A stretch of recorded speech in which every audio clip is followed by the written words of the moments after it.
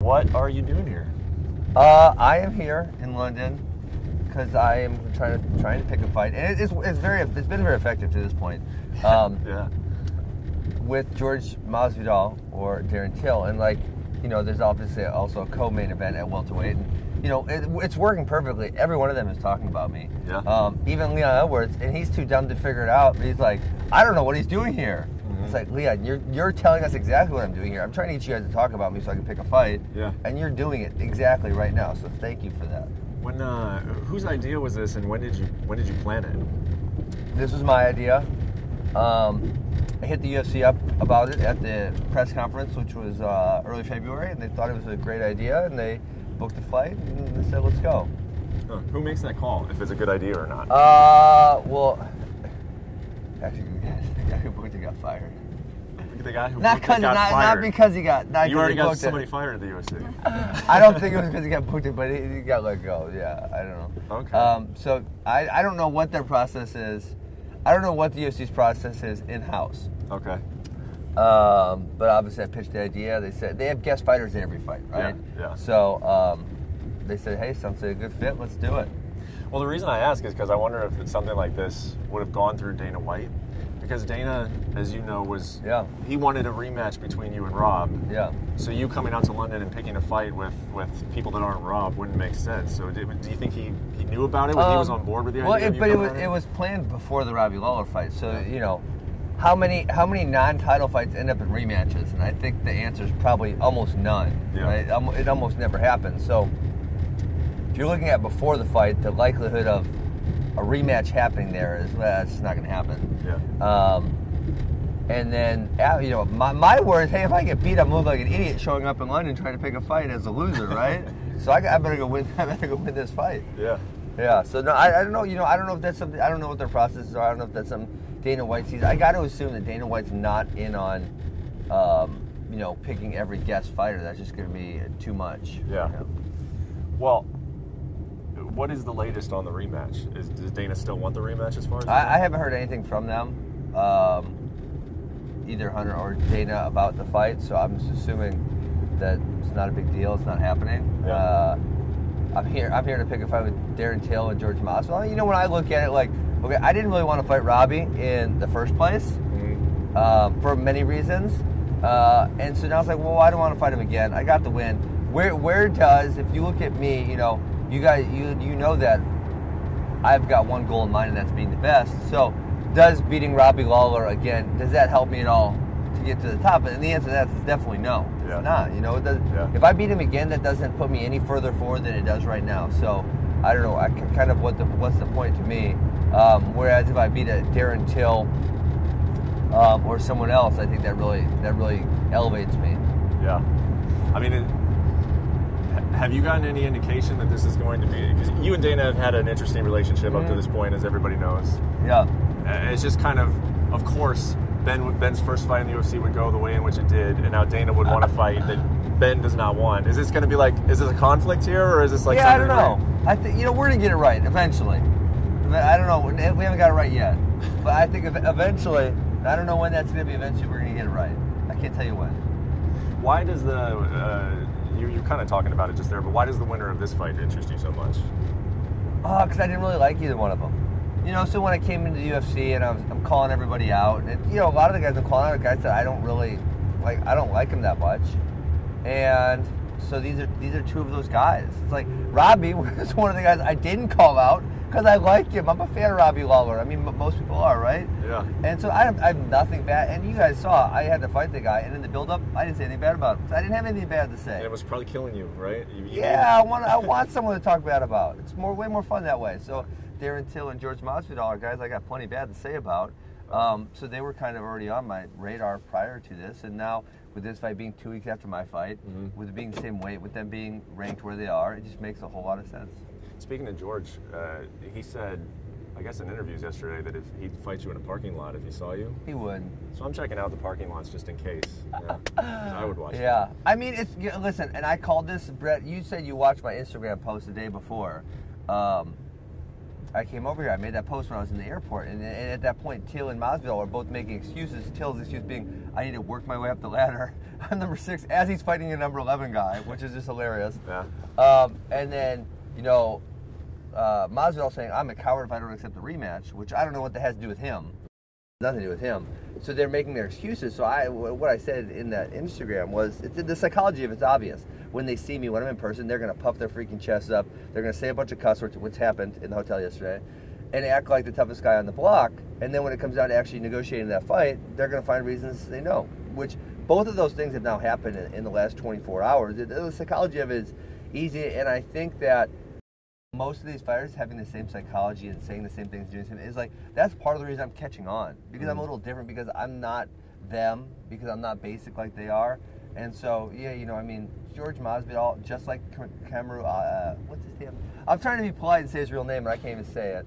Kamaru. Marty, you know who I'm talking about. Kamaru. Yeah. Okay, Kamaru. Marty, you know who I'm talking about. Just like when he came at me backstage at the press conference, he wasn't going to do anything. I mean, why did I not flinch? I sat on the wall like, okay, right? You're going to attack me out of nowhere. Yeah, okay. You know, this is what we get paid to do. We get paid to fight, like, Jorge Masvidal. You don't have to fight me in a parking lot and get arrested and get in trouble. You can get paid to get in a cage and fight me in there. Like, it seems so obvious. So wait, you said something in there. Something happened in the hotel? There were some cuss words? Yeah, I just said, hey, George, and he just said, I don't know, my wife was there. He rattled off a whole bunch of cuss words, and she's like, wow, they don't got a lot for you. They just get all pissy. Huh. Yeah. From like a distance, or were you guys close, or? It was moderately close. He was over there, and I said, "Hey, George," or I said, "Hey, George is here." I can't remember how I said it, something to that effect. And you know, he got all pissy, and then I went on my business. He walked past me, and he was just cussing and cussing. Why do you think you've angered him so much?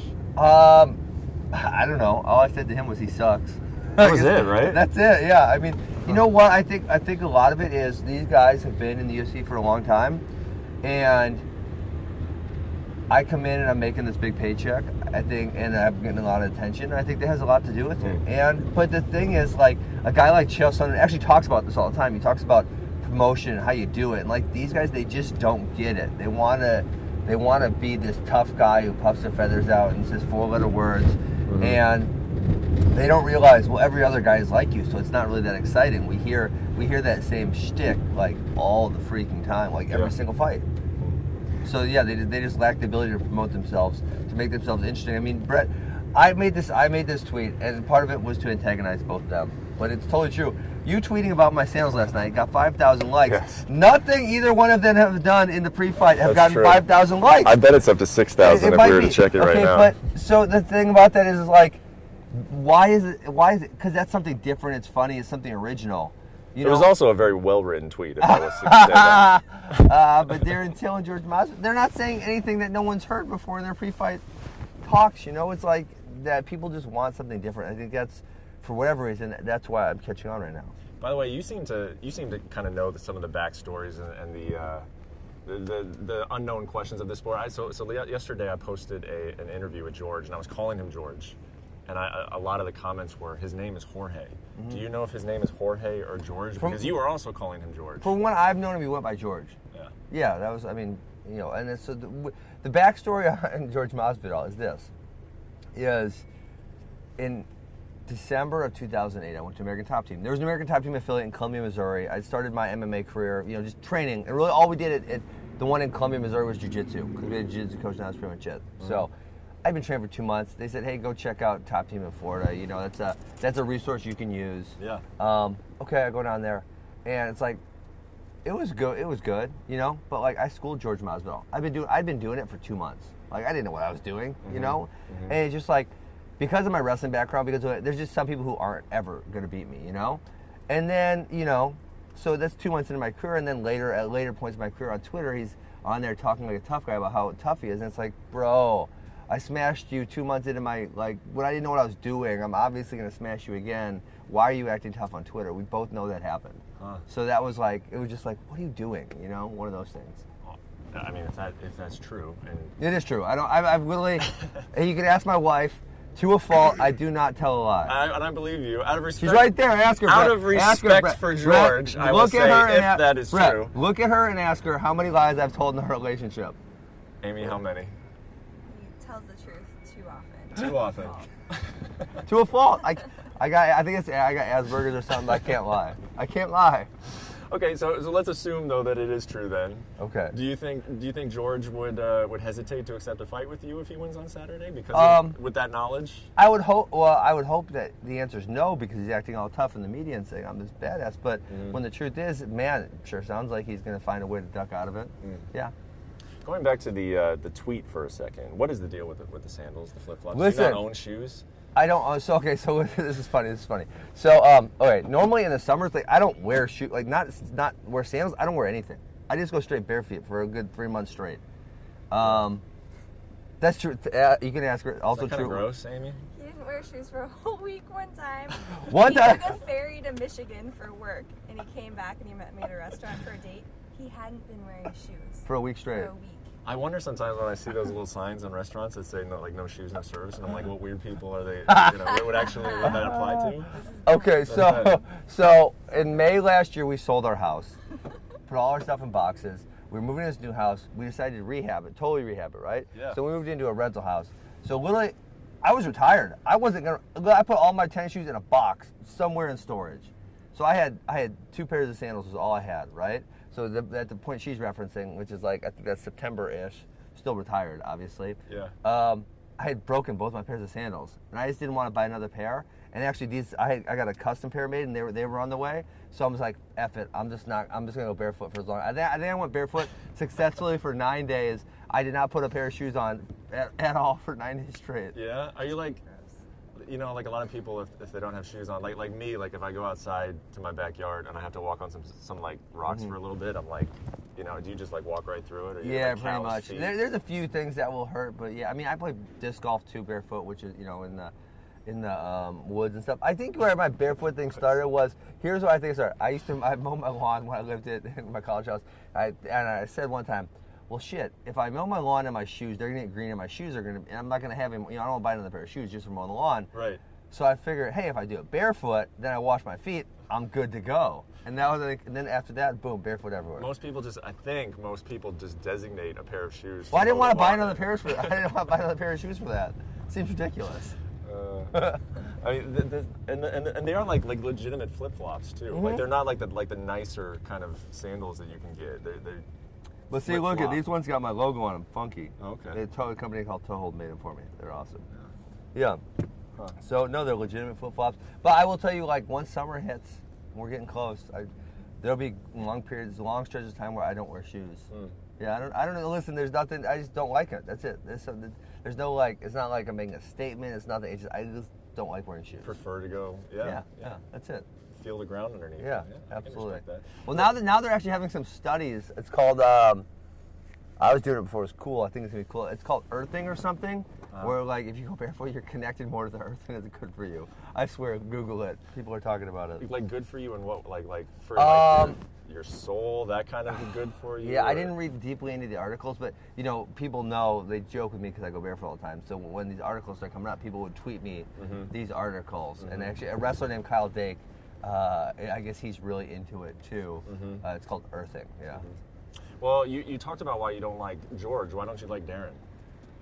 I had to watch Darren a lot in the pre-fight for Tyron, right? I coached Tyron for that fight. Yeah. I don't know. It's just something about his level of immaturity that just it bugs me. Why? What about him is immature? I don't know. The one thing that I try not to bring up too much because it's a really serious topic and I don't want to make light of it, is the comments he made about he has a kid in Brazil and he hasn't seen the kid in over a year because he's so serious about training for the fight. And it's like, I don't like bringing it up. It's a serious topic. It's like, that's so effing selfish. It's unbelievable. Like, are you a parent yet? No, not yet. Not yet, okay. Well, you realize, I feel bad when I leave my kids for 4 days or 5 days. And it's like, you're making that active decision to not go take care of your child. So if you're mature enough to have a kid, take care of it, right? It's that simple. Even if, and listen, I get, hey, maybe you had an accident, but listen, you're a grown-up. You're a man. Be a man. Take care of your responsibilities. And so this that really struck a chord with me of how immature it was. I didn't like it. And then kind of this other stuff he does is really immature also. I mean, if we had to make a list of, and it wasn't that he said it. He didn't say it in like a shameful way. He said it almost in like a bragging, like this is how dedicated I am. Yeah. It's like that is not the way you should be proving that. That's ridiculous. Yeah. If we were to make a list of not just welterweights, just any UFC, any athletes on the UFC roster, who are the top 5 ones that you do not like? Oh man, I don't know. I have men. They probably mostly be welterweights because those are really the only ones I think about too much. Yeah. Is there anyone else that I really strongly dislike? Well, me and John Jones, we made up. You know, I didn't like him because I'm a DC guy. Obviously, I still have a DC guy. But we shook hands. We made up. In Vegas, obviously. In Vegas, we both fought on the same card, so we're good now. Who offered the piece first? Was it you or him? Him. He was more mature than myself. It was good. Yeah. So him and my brother wrestled way back when. Oh yeah. Yeah. Against each other? They wrestled twice. Yeah. Really? Yeah. So that's talking 2004. You know, many years like ago. on what level? Once in high school, once at the high school national championships, and once in college. Okay. So yeah. So I've known about him for many years. And then I have a good relationship with his wrestling coach. So, yeah, that was good. Yeah, you know, honestly, it's like I find it kind of unhealthy to hold grudges and be angry with people. It's not really healthy. So I try not to do it as much as possible. Obviously, with some of these welterweights, it serves me well to do so. I guess I would say Colby's got to be number 1. Like, he's the worst. Like, you know, Till, I'll chalk it up to he's young, right? He's going to grow up. He's going to be more mature. Yeah. Marty, he's just trying to play a character. But Colby, he's bad, and I've heard obviously he's trying to play a character. Yeah. But I know a lot of his old college teammates, and he was as bad then as he is now. Huh. Yeah. Yeah, it's interesting that you always have like this. Second layer of knowing a lot of these guys because they're all college.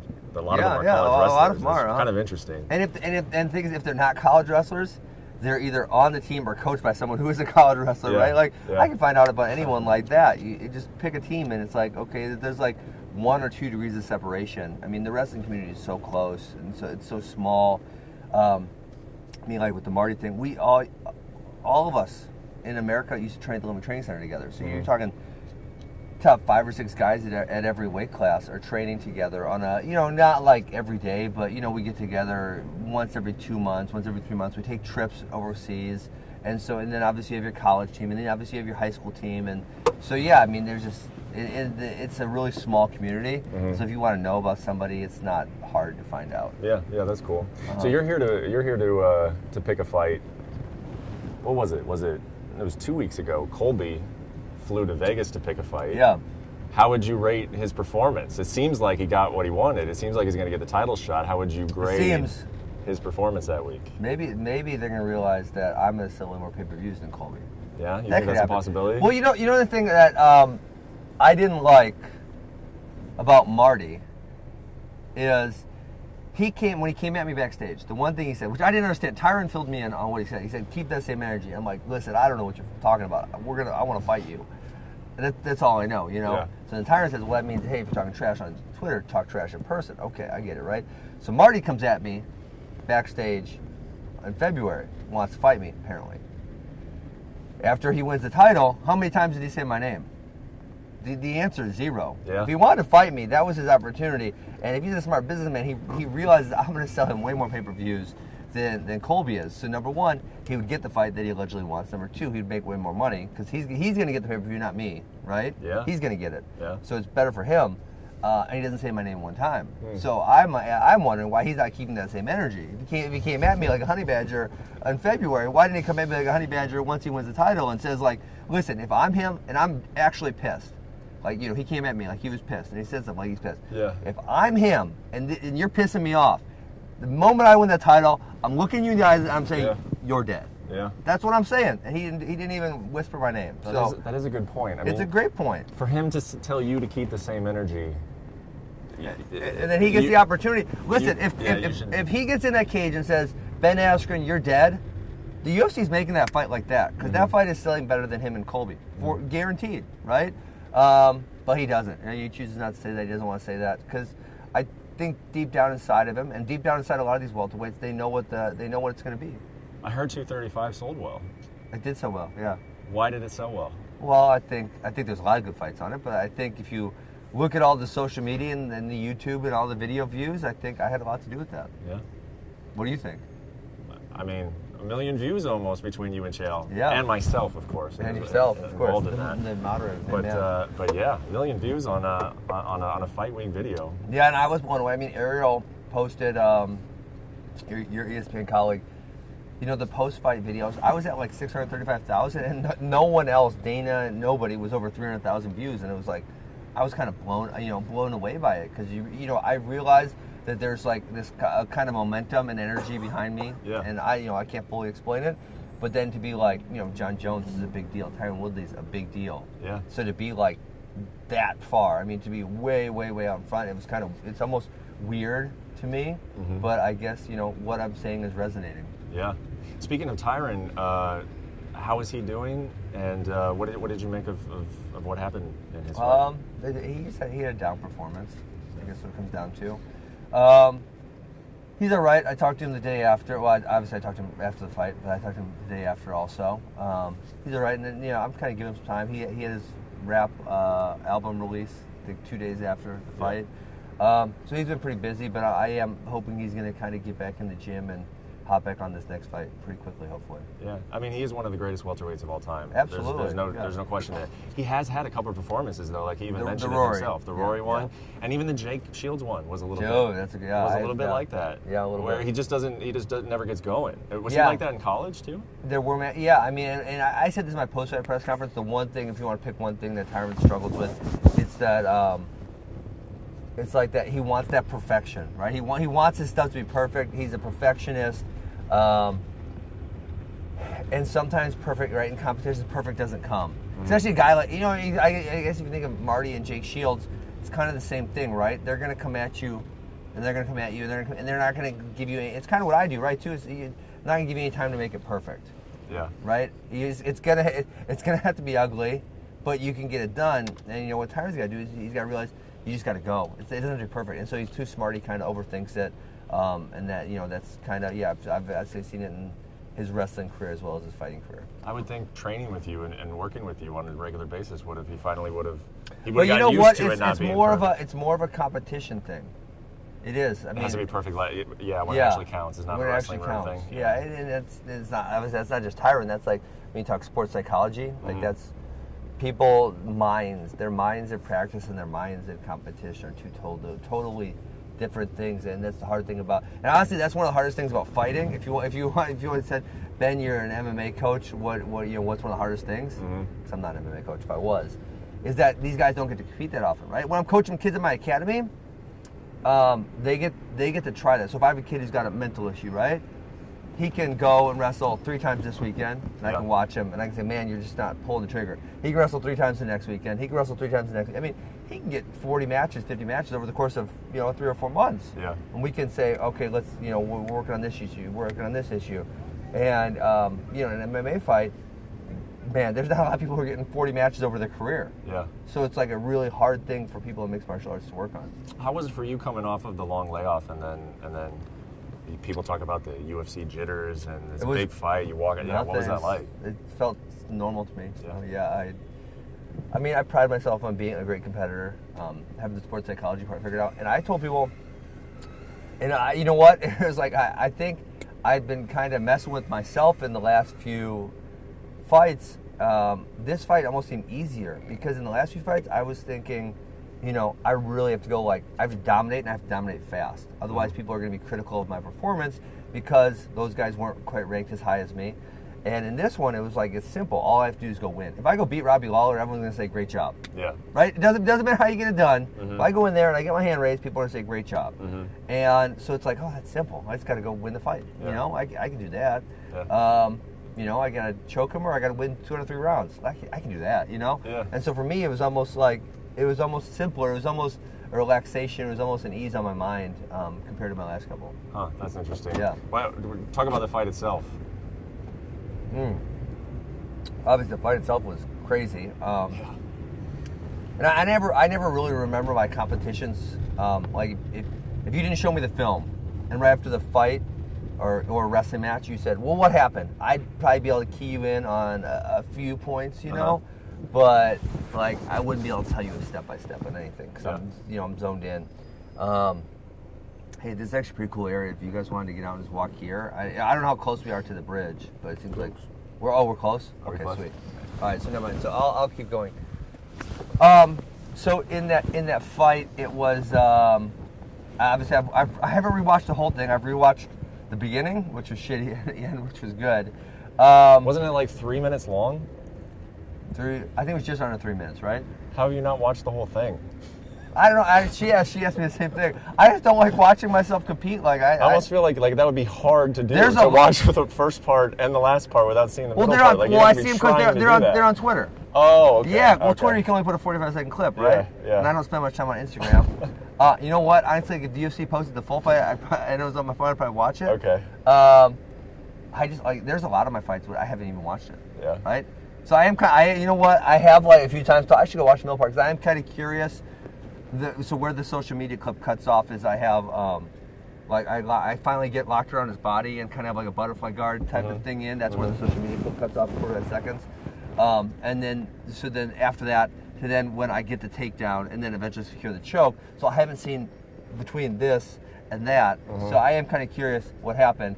You know, a lot of people they're really impressed. They say they're really impressed by the fact that I got bashed in the face and I just get up like a zombie and I walk him down and go get the takedown and get the choke. I was impressed by that. So I think I got to show a few characteristics that I knew I knew they were inside me, but no one else in MMA has got to see because I haven't been in one of these tough fights. But the fact that I'm able to take some punishment, I'm tough. The fact that I'm able to deal with adversity, right? That was a very adverse situation. Yeah. I mean, I get slammed on my head. He threw me, and I got a little out of position. I kind of underestimated his power. Yeah. And then on top of that, I get my wrist trapped under my body, which is like one of the worst positions you can be in my opinion. And he's blasting me in the face, and I got to figure out how to get back to my back, how to get my arms around him, then how to get up, then how to get and I got to get all these things done. So, I take the punishment, I deal with the adversity, and then, despite the adversity, I figure out how to still go get my hand raised. And so I think those are, three really good characteristics, and, people hadn't seen that before in me.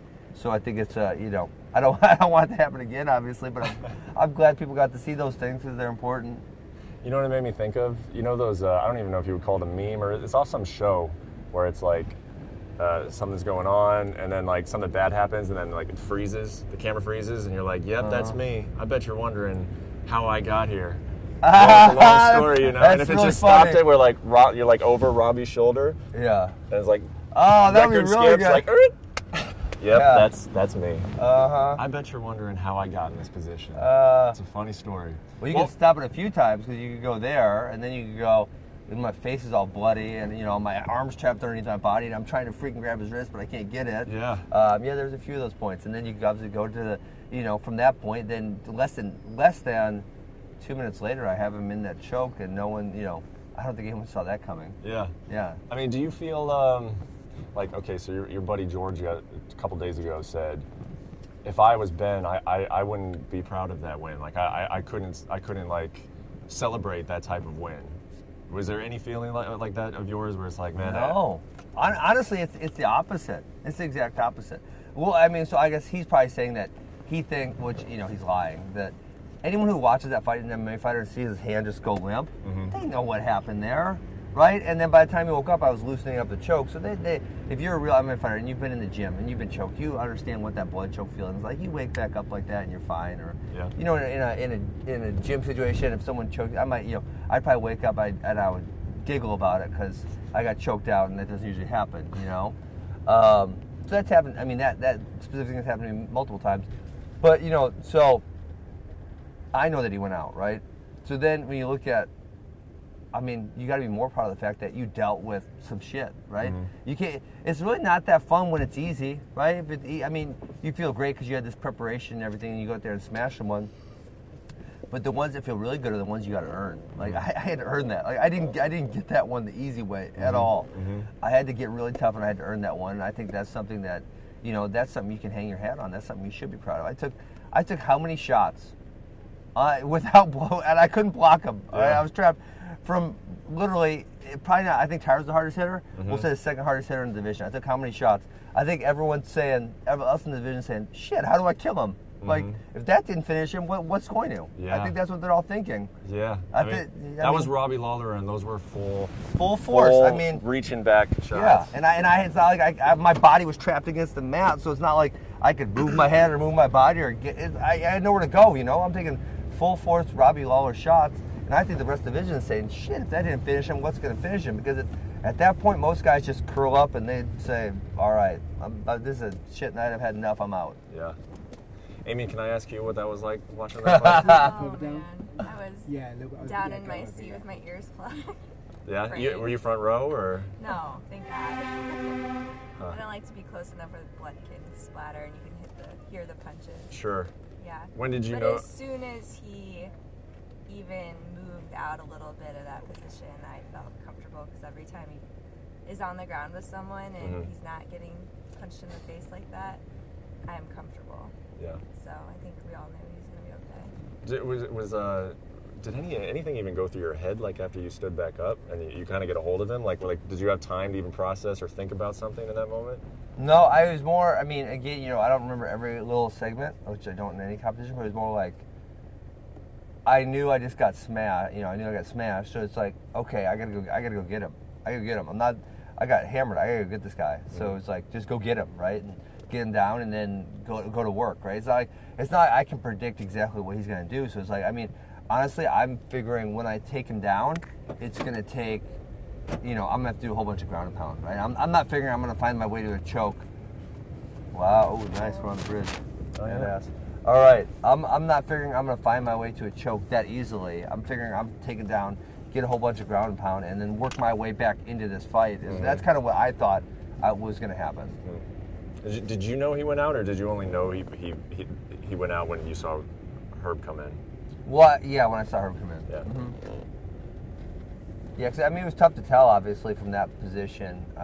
What the obvious to me is when you see the arm drop, and that was what the commission said too. It's like, listen, we saw his arm just go, it like bounces off the mat. It's like, listen, there's no other way that happens besides you went out. Like, that's it. Yeah. And so I know a lot of people. They obviously wanted Robbie to win. They wanted to see me get beat up. Most of these welterweights do. So when you couple that with, with the fact that in their minds it's semi-controversial, yeah, they're a little bit upset about that. Especially when they see me get beat up, they didn't see me coming back from that. So I think there is part of a lot of people that are a little upset about the outcome. Well, to wrap up, let's talk about Saturday night. What do you have a plan going in? Do you anticipate anything? What's going to happen Saturday? No, obviously, this is the first time I've been active in calling someone out, going to a fight, doing this. So I don't know what's going to happen. Yeah. Figure, be pretty quick on my feet. Be ready for anything to happen. Yeah. Who knows? Maybe, they come jump in the crowd, try to fight me. I don't know. Who knows? Yeah. It could be anything. Yeah, I'm sure. I'm sure the crowd will be behind Darren Till. So I'm assuming that. Are we on a one-way street? That I'll be getting, because everyone's parked this way. No, they're not. So I'm sure we'll be getting. Sorry, I didn't want to die, and I'll keep answering the question. I'm sure I'll be getting heckled a little bit, which is perfectly okay with that. It's fine. Yeah. I actually think British people in general are pretty witty. They're quick with their words. Yeah. So yeah, it'd be good. Would you like an in-cage kind of confrontation, or? I mean, that would be awesome, but I'm not expecting them to let me do that, so I'm not getting my hopes up or anything. But yeah, if they let me get in the cage and have the mic, oh shit, that shit's on. They're gonna sign the bout contract tomorrow if that happens.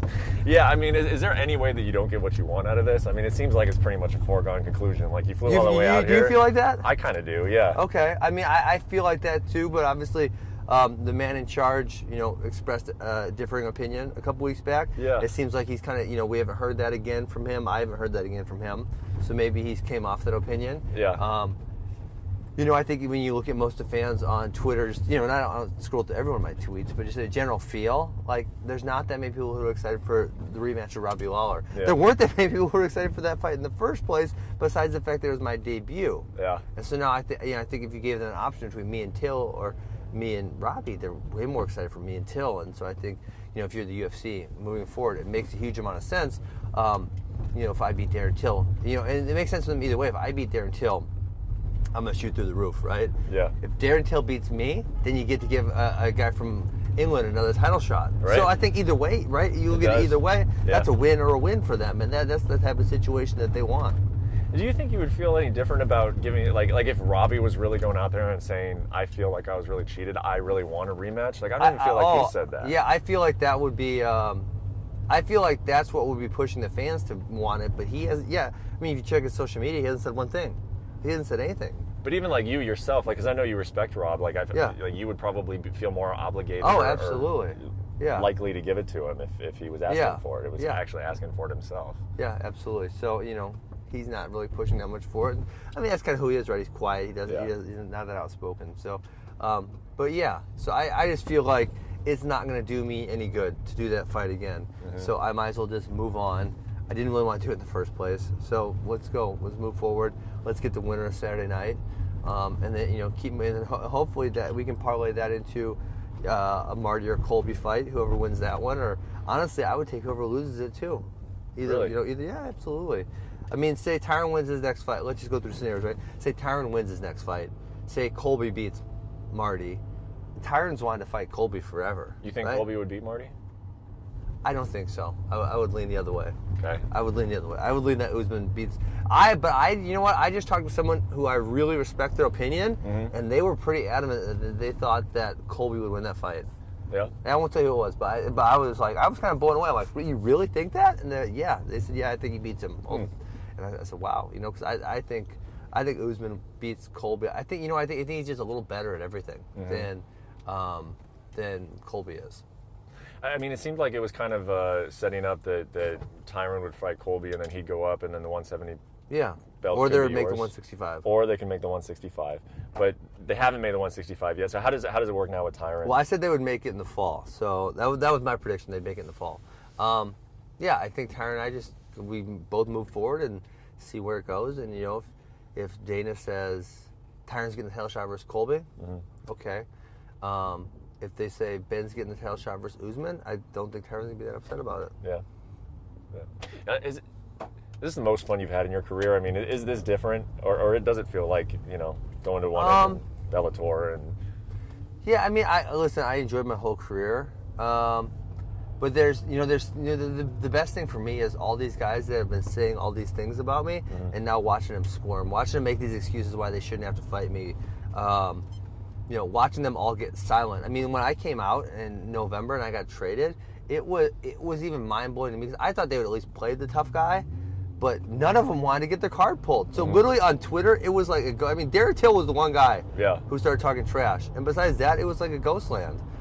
You couldn't get anyone to say anything. It was really crazy. I'm having a lot of fun with that aspect of it.